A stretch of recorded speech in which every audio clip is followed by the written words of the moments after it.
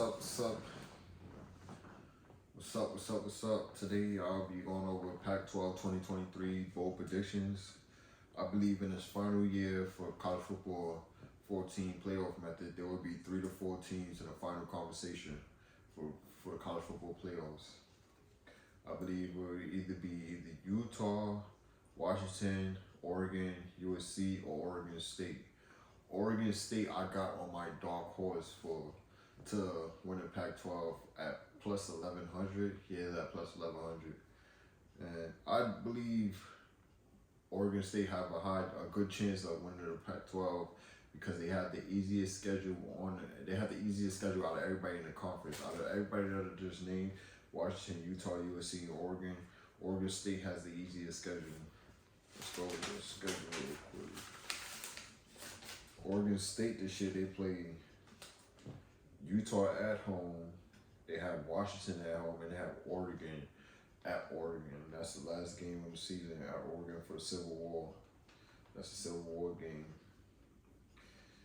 This year, USC plays at Notre Dame versus Utah versus Washington and at Oregon. Utah this year, they play versus Florida, at Baylor, at Oregon State, at USC versus Oregon, and at Washington. So Utah has the hardest schedule on this list, but that didn't stop them from winning the Pac-12 last 2 seasons. This year, Oregon plays at Texas Tech, which should be a high-scoring game, but it's beginning of the season. I believe that's the third or second game of the season. They play at Washington, at Utah versus USC versus Oregon State. So Oregon has the second hardest schedule inside the Pac-12, I believe, this year. Washington, they play versus Boise State, at Michigan State versus Oregon, at Stanford, at USC versus Utah, and at Oregon State. So Washington, they have a tough schedule as well, but they got some good home games that make up for it versus at Oregon is playing at home versus Washington, and Washington got Utah at home. They also got Boise State at home, so that should be their schedules. I want to say the schedule is easy, but it's 50-50. And I believe Washington will go under 9.5 games because someone at the top of the Pac-12 have to win less than 10 games. But so I believe Washington, they have a big chance of going under 9.5 games because they're still trying to. They bring back some defensive product, but they're still trying to manage the physicality defensive part of the game. Wow, they have one of the best offense. They actually have the best offense inside the Pac-12 and one of the best offenses inside the country, but their defense is a little question mark right there. The defense is a little question mark right there. USC defense is a question mark too, even though they have the best quarterback inside the country. Their defense is a question mark, as you saw last year. But this year, I'm hoping that USC defense steps up. Even though I believe that Alex Grinch is out of there, I believe Lincoln Riley will get rid of Alex Grinch and bring in another defensive coordinator that'll help them get to the next level, which is getting into the playoffs and winning the Pac-12 championship game. Oregon, like USC, they struggle on defense, but their recruiting has spoken a lot. And I believe that they recruited well this offseason. They also recruited well on offense this offseason. Defense is their only con, but they have improved with recruiting this offseason. Oregon, I believe they will win minimum 7 games. So minimum 7 games, and that's because their 5 games is versus the 5 games that they could potentially lose at Texas Tech, at Washington, at Utah versus USC, and versus Oregon State. I don't think that they're gonna lose to Oregon State this year just because they'll be looking forward to playing Oregon State and getting revenge from last year's decision. Well, Oregon State came back and beat Oregon, but the toughest game would be at Utah.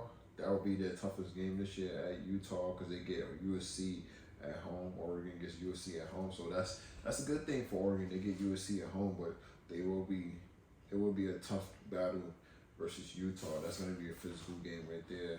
A lot of points probably be put up, but that'll be a physical game. Utah is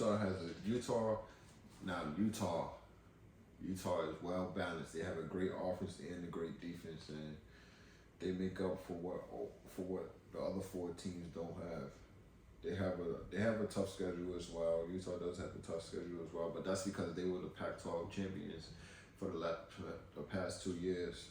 But they do have a tough schedule. They are the most fundamentally sound team inside the conference, but they could also do better on special teams. Special teams, not a lot of people know this, but special teams do play a key role inside the Pac-12 and just a key role inside of football in general. Some trends that I got for the Pac-12, especially if you're a better. I got USC went 2-11 last year against the spread, tied for the worst FBS with Colorado. That's saying something. That just tells me that they're not really caring about. They don't really care much to cover the spread, but the spread. But if you're not a sports bettor, then what does it matter to you? If you're just watching this, then if you're just watching this for the information, then congrats to you. Utah have gone under 500 ATS in 6 straight seasons. That's the longest active streak in FBS. And Colorado had the worst ATS record during the out of conference games last season. Oregon State has gone at least 500 for 7 straight seasons against the spread. 7 straight seasons against the spread. And Pac-12 has the highest over percentage of any conference at 58%. That's pretty impressive. So next year this season I'll be expecting a lot of Pac-12 games to go over, but you always got to go with the flow and never try to never think that you could see further into the future than the bookie gods. If you know I'm bookie Quan, then the bookie gods. Thank you and subscribe. If you like this video, then put a like on it. If you don't, then don't put a like on it. But subscribe to the video, and I hope that y'all have a wonderful time. Peace.